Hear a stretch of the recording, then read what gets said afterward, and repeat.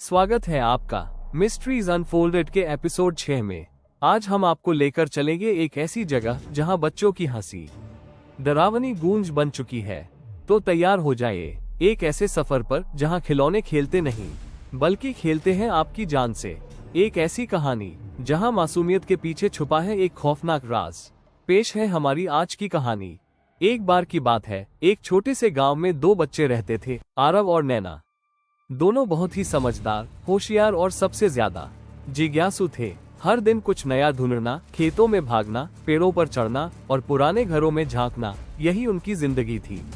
गांव वाले कहते थे कि बच्चे बहुत अच्छे हैं, लेकिन उनकी हर बात जाननी है वाली आदत एक दिन उन्हें मुसीबत में डाल देगी। लेकिन आरव और नैना को किसी की बात पर भरोसा नहीं था। उन्हें तो बस नए रहस्य खोजने थे। एक दिन शाम के वक्त जब सूरज धीरे धीरे खेतों के पार डूब रहा था, आरव और नैना गांव के पुराने हिस्से की तरफ टहलने निकले।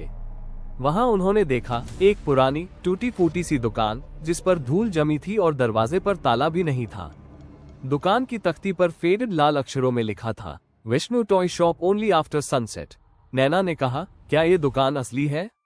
मैंने तो इसे पहले कभी नहीं देखा। आरव बोला, चलो अंदर देखते हैं, हो सकता है कोई छुपा खजाना मिल जाए।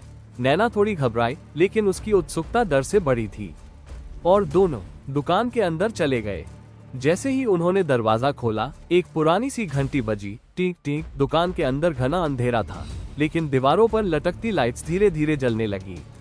चारों ओर लकड़ी के शेल्फ पुराने खिलौनों से भरे पड़े थे, गुड़िया, बंदर, ट्रेनों के सेट, रोबोट और एक बड़ा सा जोकर खिलौना जो दुकान के बीचों बीच बैठा हंस रहा था। जोकर के गाल गोल थे, आंखें लाल और बड़ी, और उसकी हंसी तो जैसे कानों में चुभती थी। हे। आरव ने जोकर को उठाया, लेकिन जैसे ही उसने उसे छुआ, दुकान का दरवाजा खटक से बंद हो गया। अचानक से हवा चलने लगी और खिलौने अपनी जगहों से हिलने लगे। नैना बोली, ये सब अपने आप क्यों हिल रहे हैं?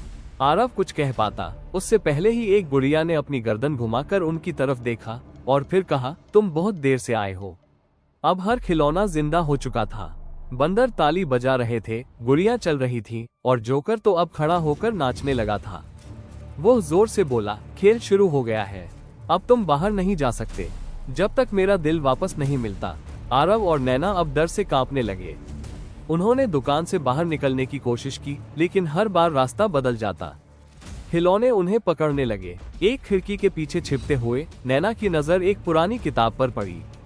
उसने उसे उठाया। उसमें लिखा था, to break the curse find the lost toys heart. Aarav बोला, इसका मतलब है कि जोकर का दिल कहीं खो गया है और जब तक हम उसे नहीं ढूंढते हम यहाँ से निकल नहीं सकते। अब दोनों ने मिलकर खोज शुरू की। शेल्फ दर शेल्फ, डिब्बा दर डिब्बा खोलते गए। कुछ में चिल्लाती गुड़िया थी, कुछ में हंसते रोबोट, और एक बार तो एक खिलौना सांप भी बाहर निकल आया। आखिरकार जोकर के पीछे एक पुराना संदूक मिला। उस पर ताला था, लेकिन आरव को याद आया, जोकर के पेट में एक अजीब सी जगह थी। उसने वहां हाथ डाला और एक पुरानी चाबी निकाली।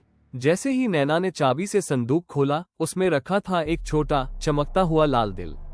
वो प्लास्टिक का था, लेकिन उससे निकलती रोशनी अजीब सी थी, मानो उसमें किसी की आत्मा बसी हो।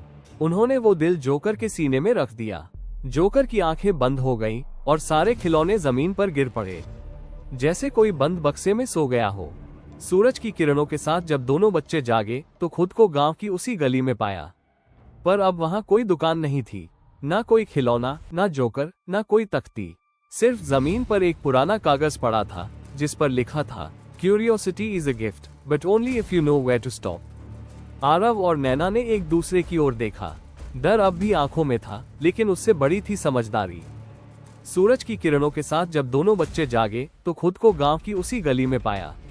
पर अब वहां कोई दुकान नहीं थी, ना कोई खिलौना, ना जोकर, ना कोई तख्ती।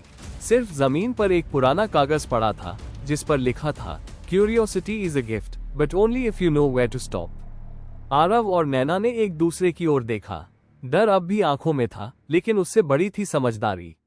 आरव ने कहा, अब मैं हर चमकती चीज को देखकर अंदर नहीं झांकूंगा। नैना ने मुस्कुराकर सिर हिलाया। कभी कभी सब जानना जरूरी नहीं होता। कहानी हमें सिखाती है कि हर चीज जो रहस्यमयी या दिलचस्प लगती है वो हम